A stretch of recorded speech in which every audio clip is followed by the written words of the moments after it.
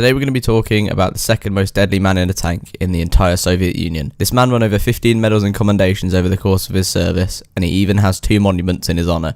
His name, Zinoviy Kolobanov.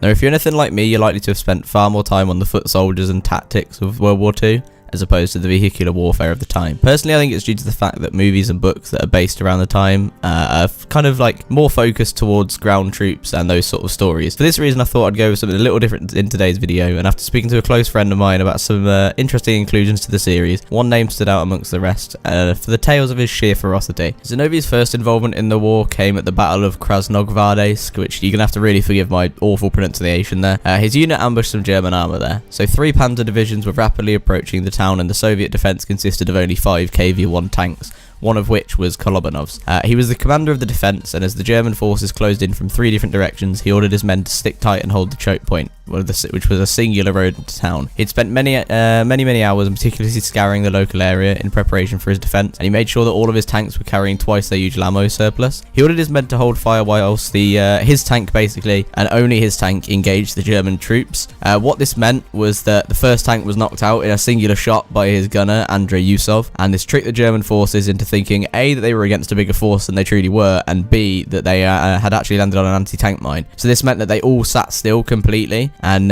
what happened here is that he then ordered his gunner again, Yusov, to just keep firing, and he destroyed the second tank, and even then the Germans still had no idea like exactly where they were being hit from, so they fired blindly during into like basically the wooded area, and it was this time Kolobanov ordered his men to knock out the trailing German tank. This completely boxed the enemy in, and by the time they became aware of roughly where the shots were coming from, they didn't even have an exact location still. They were forced off the road into the farmlands, which made them really slow and lethargic because their tracks were thinner and they weren't really able to go through the like basically the mud as easy as the Russian tanks were. This meant they were like, you know, basically fish in a barrel, and over 20 German tanks were destroyed before Kolobanov's tank actually ran out of ammo. He then ordered one of his other tanks to begin firing, and it too took over 20 tanks and 2 anti-air like artillery guns basically before its ammo reserves were depleted. So there were 40 tanks destroyed, and only half an hour past the German forces had been just heavily defeated. Zinoviy was of course awarded the Order of the Red Banner, and debatably more significantly, he had demonstrated the importance and necessity in planning and tactical warfare. He knew the German tanks were not equipped with the firepower to effectively return fire at the range he was sat at.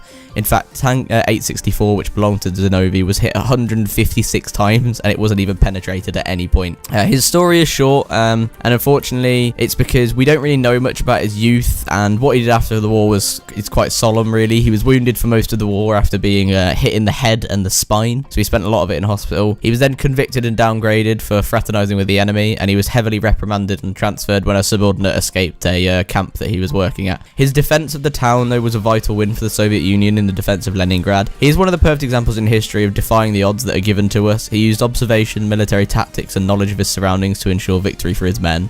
Battles like this are a really, really great thing to read and hear about, because they show us that the numbers aren't everything in war, and that if you're more prepared and you're smarter, you know, you can often turn the tides of what seem like undefiable odds. The story is it's one that I'm personally really glad I heard about from a friend who I'll link his Twitch in the description because it was really helpful, and I do believe that it's important to always research and learn about new chapters in the rich tapestry of the men and women who came before us. Heroes like this deserve their place in history, and I really, really hope you enjoyed this video, and more importantly, you learned a thing or two about the tank ace himself, Zinoviy Kolobanov. I'd like to thank you all for taking the time out of your day to watch this video, and make sure to check out some of the other content I've been producing on this channel. Thanks again, and just make sure you have a good day.